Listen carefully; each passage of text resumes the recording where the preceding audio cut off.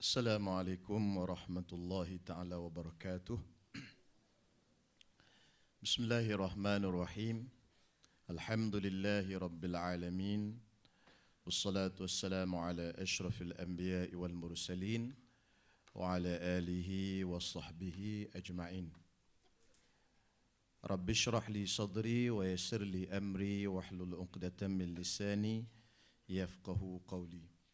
Yang saya muliakan pengurusi majlis, Al-Fadil, sahabat saya Ustaz Ja'faruddin, tuan-tuan dan puan-puan muslimin muslimat yang berada pada Dewan pagi ini, mudah-mudahan tuan-tuan dan puan-puan semua dalam keadaan sihat sejahtera semuanya, insya-Allah. Okay, kita dah bersarapan dan insya-Allah kita akan masuk pada sesi yang seterusnya ini.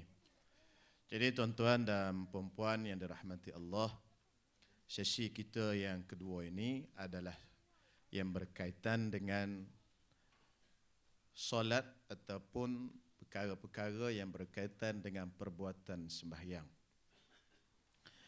Jadi terlebih dahulu sebelum kita mulakan masuk untuk menuntut ilmu ni, eloklah kita baca doa dululah. Mudah-mudahan kita semua ni apa yang kita belajar di sini lekat, berkat dan boleh diamalkan, insya-Allah. Bismillahirrahmanirrahim. Alhamdulillahirabbil alamin wassalatu wassalamu ala asyrafil anbiya'i wal mursalin wa ala alihi washabbihi ajma'in.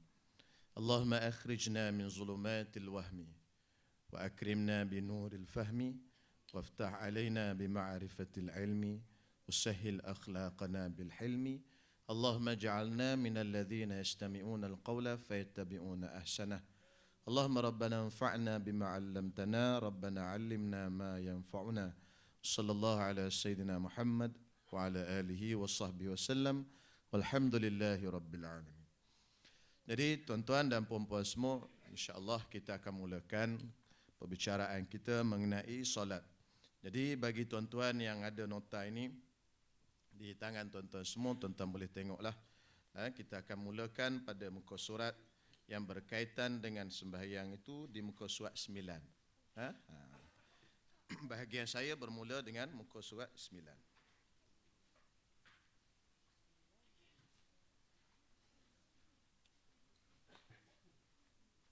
Okey, insya-Allah tuan-tuan semua, sebarang pertanyaan saya akan jawab. InsyaAllah tuan-tuan semua saya akan jawab. Kalau tuan-tuan nak tanya live pun boleh.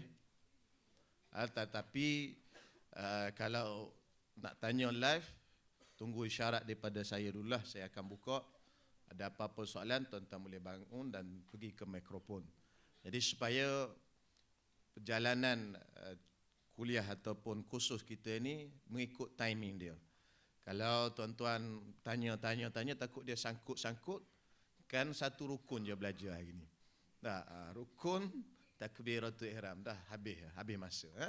Jadi mungkin saya akan buka ataupun tuan-tuan boleh tulis pada sekeping kertas dan tuan-tuan boleh paskan ke sini, atas ke sini, ataupun tuan-tuan boleh edarkan kepada mana-mana kru yang berbaju hijau hari ni. Tak ada lagi dalam dewan, sekejap lagi dia akan masuklah, insya-Allah.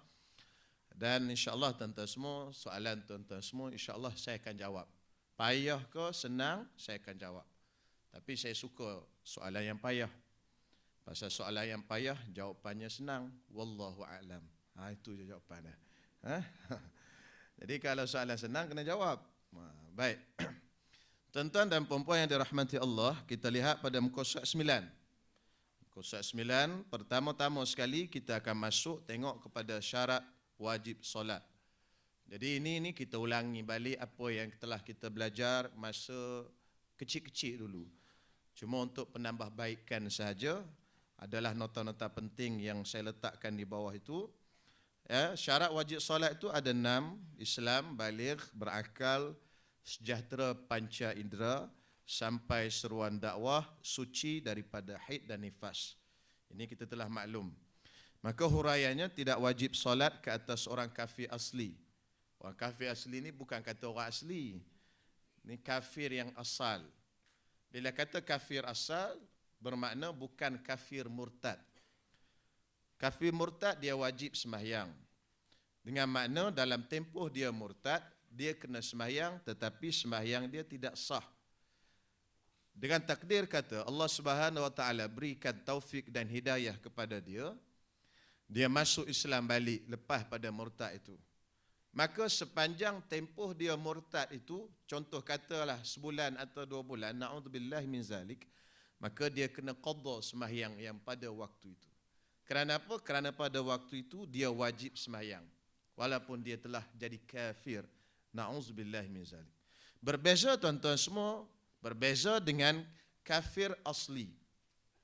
Kafir asli bermakna kafir daripada asal. Sejak dia lahir, dia menjadi daripada keturunan ataupun keluarga orang kafir. Sampai ke besar, sampai ke besar, sampai ke besar, Allah Subhanahu Wa Taala bagi hidayah kepada dia. Umur 50 bagi hidayah kepada dia, akhirnya dia mengucap dan masuk Islam. Sebelum dia masuk Islam, tempoh dia kafir dulu, sebelum dia masuk Islam, sembahyang tidak wajib ke atas diri dia.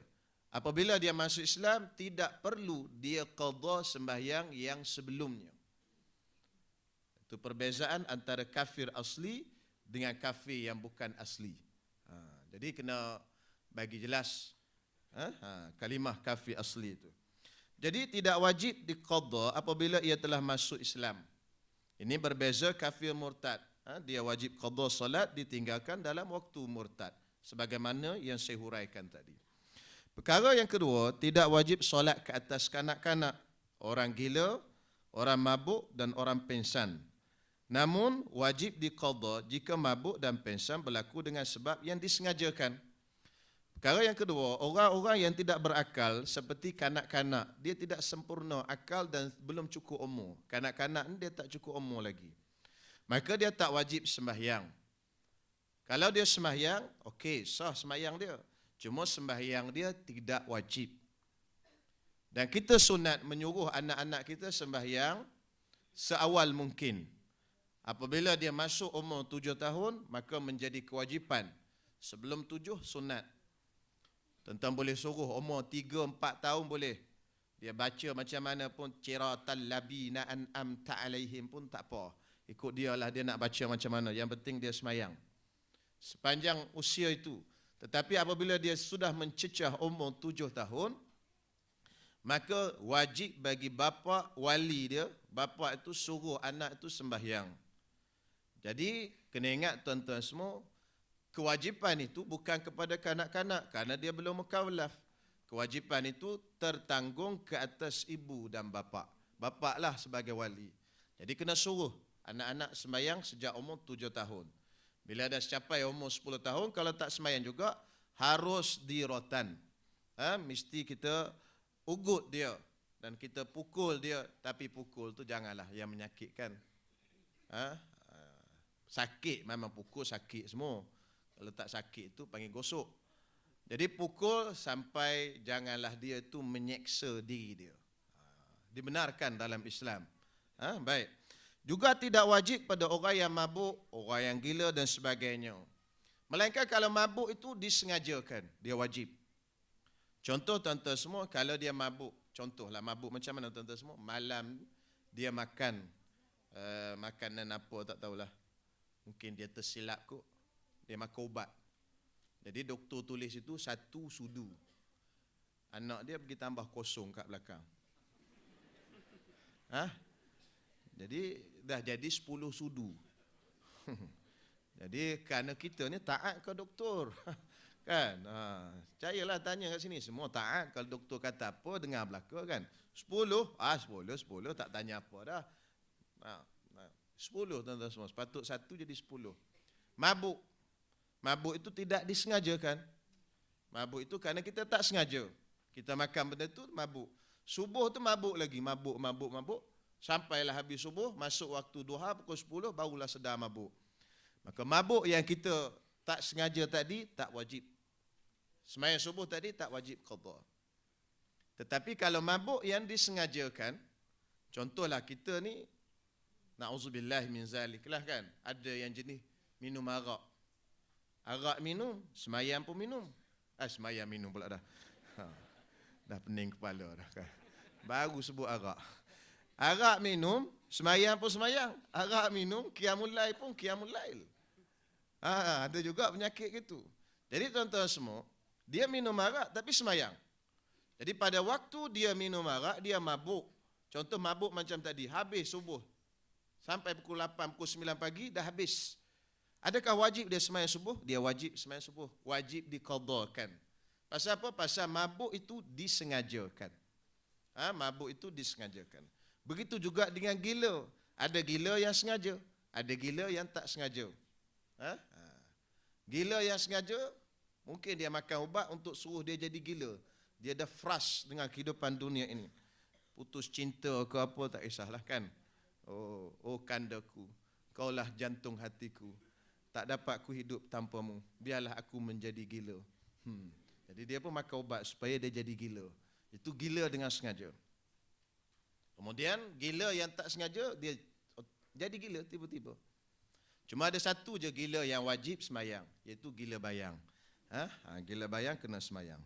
Baik, wajib menyuruh anak-anak solat apabila telah cukup umur 7 tahun qamariyah. 7 tahun qamariyah. Tahun ni dia berdasarkan tahun Islam. Islam berdasarkan bulan, qamar bulan. Jadi bila dia berusia 7 tahun qamariyah, kadang-kadang dia capai awal. Maksudnya umur dalam tahun Masihi dia masih 6 tahun. Tetapi kalau dalam qamariyah dia dah sampai 7 tahun. Pada waktu itu wajib wali, bapa tu ajarkan kepada anak-anak dia sembahyang. Pasal itu kita kena tahu ilmu sembahyang. Kita nak ajar ke anak-anak. Anak-anak tanya, kita tak boleh nak jawab. Mak, rukun sembahyang berapa? 25. Bukan Nabi 25. Nabi mana ada 25 kata dia. Nabi 6. Jadi tuan-tuan semua, masalah begitulah. Pasal apa? Pasal kita tak belajar sembahyang, anak tanya, jadi masalah pada kita. Jadi hari ini antara yang paling penting sekali, sekurang-kurangnya kita boleh ajar anak-anak kita. Kalau anak tanya sembahyang macam mana, kita boleh jawab. Yang rengkah-rengkah, yang rumit-rumit tu ada juga yang payah-payah. Baik, hikmahnya supaya solat menjadi kebiasaannya apabila dia sudah balik. Apa hikmah disuruh umur 7 tahun? Padahal 7 tahun bukan mukallaf lagi. Kalau dia tak semayang pun dia tak berdosa. Tetapi hikmahnya latihan. Supaya bila dia dah masuk usia balik, dia semayang tak tinggal. Itu latihan awal. Takkanlah balik baru nak semayang. Kau dah balik dah? Balik. Kau semayang lah sekarang. Dulu tak semayang. Balik baru start ajar semayang. Memanglah pening tuan-tuan semua. Nak bangun pagi-pagi subuh tu tak biasa. Tambah pula subuh tu syaitan banyak. Syaitan datang subuh-subuh tu dia tiup kat telinga kita. Dia tiup. Kan? Kita dah bangun dah azan subuh celik. Tengok jam pukul 6. Klik tutup. Kan? Pejam tutup. Pejam tutup. Lalas pejam. Sikit lagi. Pejam. Celik balik 6.30. Ada lagi subuh ni. Sikit lagi.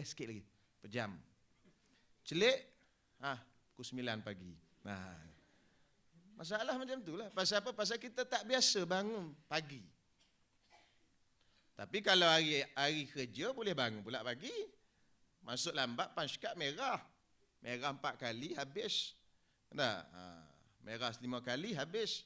Jadi kita bergegas pagi untuk pergi kerja. Tapi subuh kita tak bangun. Itu bukan kita lah, orang lain. Orang sini bangun semua.